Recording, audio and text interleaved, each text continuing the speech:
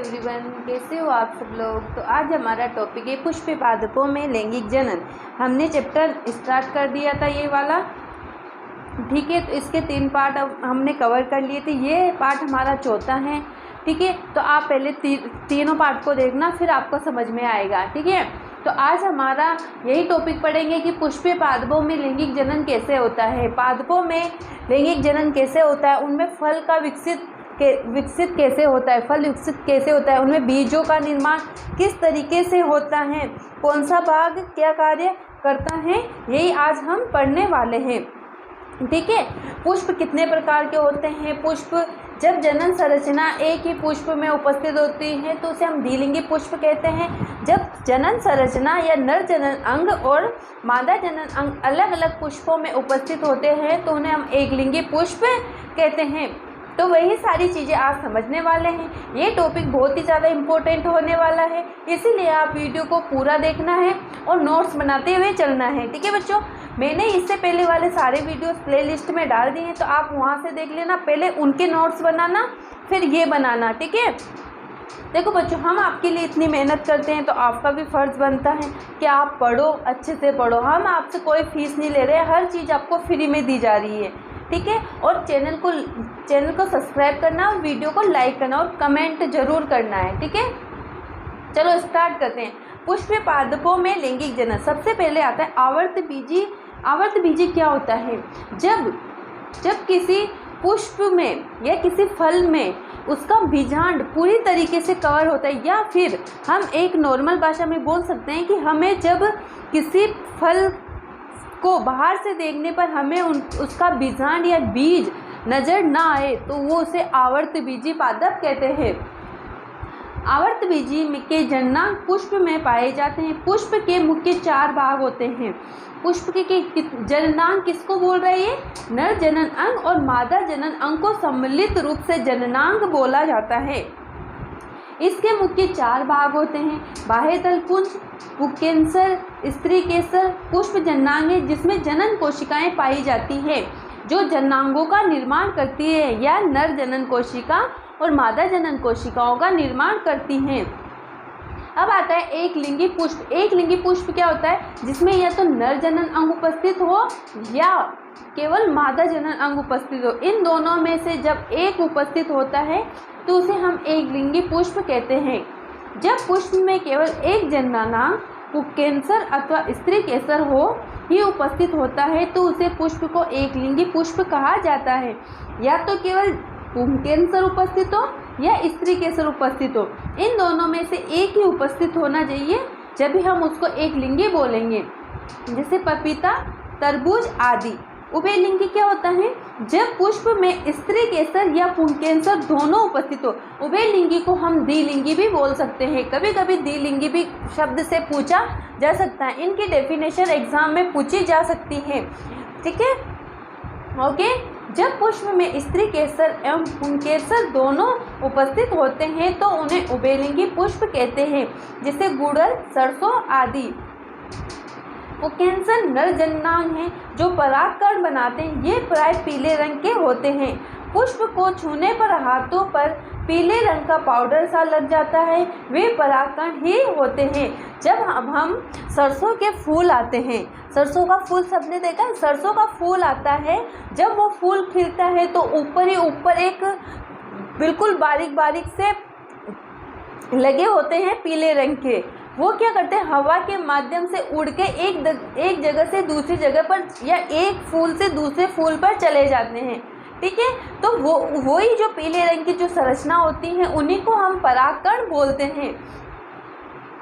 स्त्री केसर पुष्प के केंद्र में स्थित होता है। स्त्री केसर कहाँ स्थित होता है? पुष्प के केंद्र में स्थित होता है। इसका कहीं स्थानांतरण नहीं होता, परागकण ही दूसरी जगह से आएगा, है ना।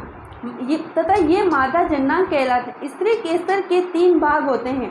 आधार्य फूला हुआ भाग अंडाशय, मध्य में लंबा भाग वर्तिका तथा शीर्ष भाग वर्तिकाग्र होती है जो प्राय चिपचिपा होता है।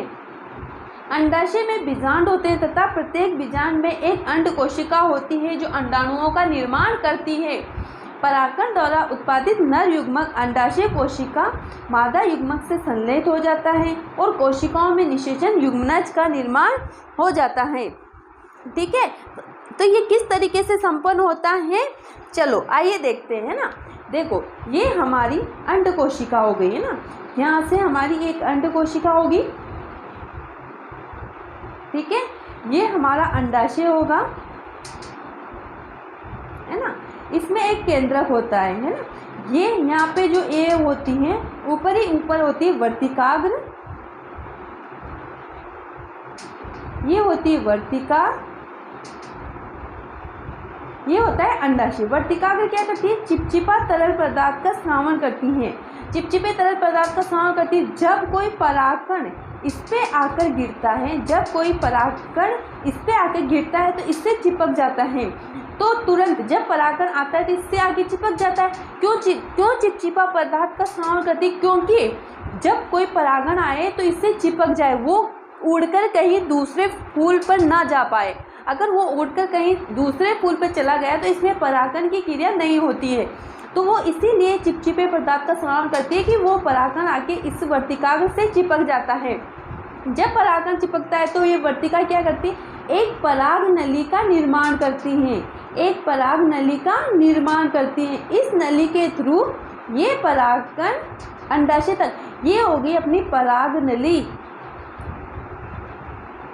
पराग नली का निर्माण हो गया।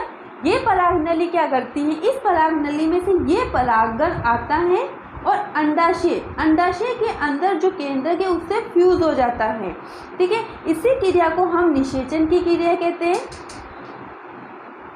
ठीक है, और इसके नीचे एक फूला हुआ भाग होता है जिसके बाएं दल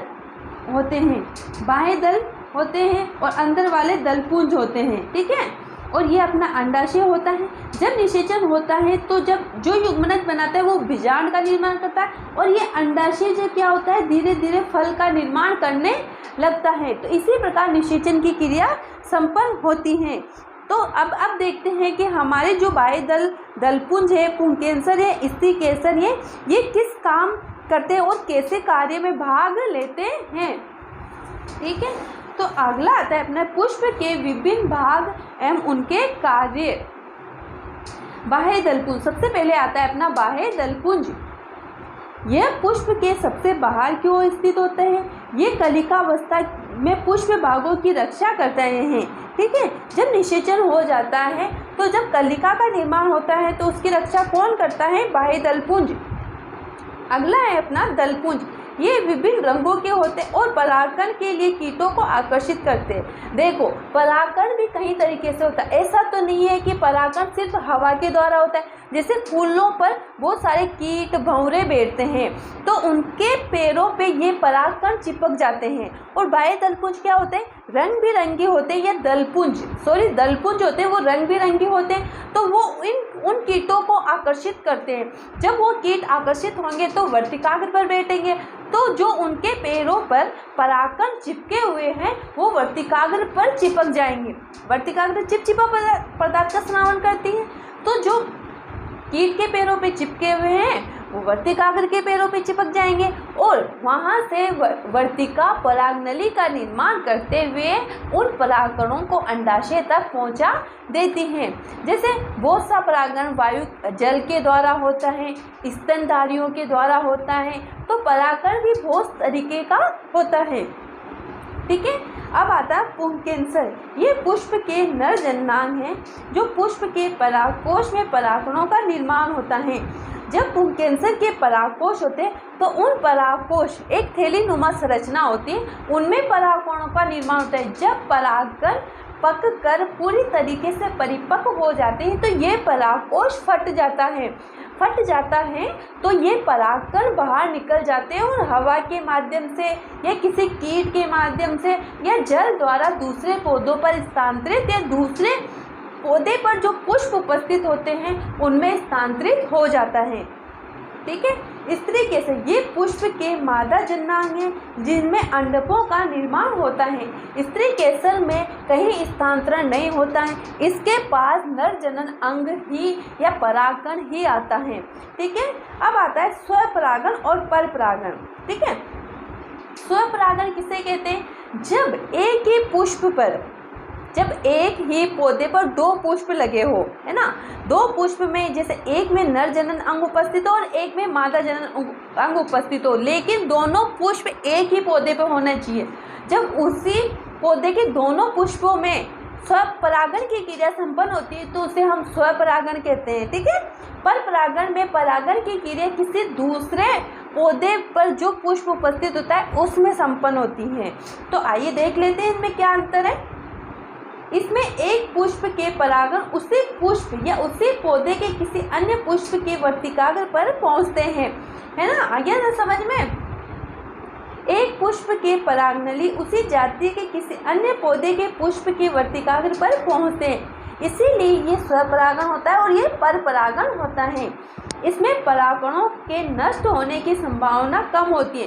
क्यों कम होती है? क्योंकि जैसे ये पुष्प है ना, ये एक पौधा है, ये पौधा है जिस पे दो पुष्प लगे हुए हैं, ये दो पुष्प लगे हुए हैं ना, इसमें नर जननांग है, इसमें मादा है, तो ये तो दोनों एक ही पौधे पे लगे हुए हैं। तो ये नर जनन अंग क्या करेगा? उठ के बस इतना सा जाना है इसको, है ना, इतना सा जाना है, इसी को बोलेंगे हम स्वपरागण।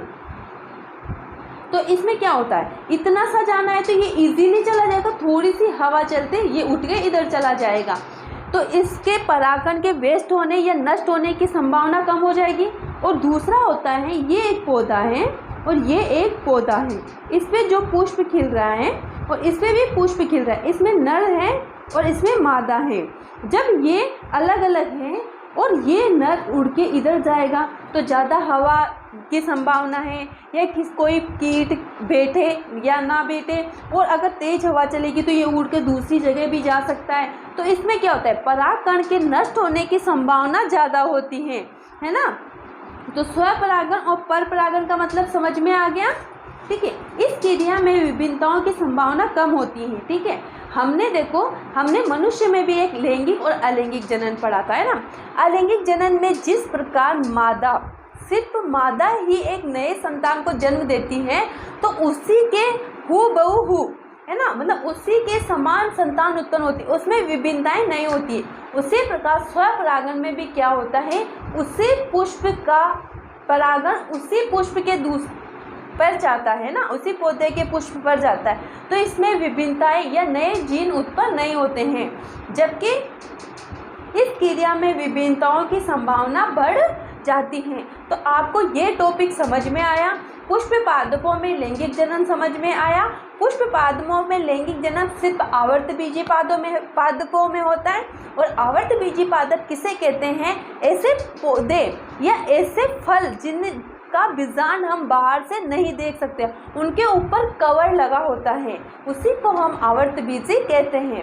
अगर वीडियो अच्छी लगे तो वीडियो को लाइक करना, शेयर करना और कमेंट करना। चैनल को सब्सक्राइब कर लेना, आपको हर वीडियोस मिल जाएगा। आपको इसी के साथ नोट्स बना के दिए जाएंगे, आप कहीं से भी नोट्स लेने की ज़रूरत नहीं है, आपको पूरी बुक कंप्लीट करवाई जाएगी, और प्लस इम्पोर्टेंट क्वेश्चन जो पार्ट चैप्टर के अंदर के जो क्वेश्चन बनते हैं उनकी भी वीडियो मिल जाएगी। Thank you.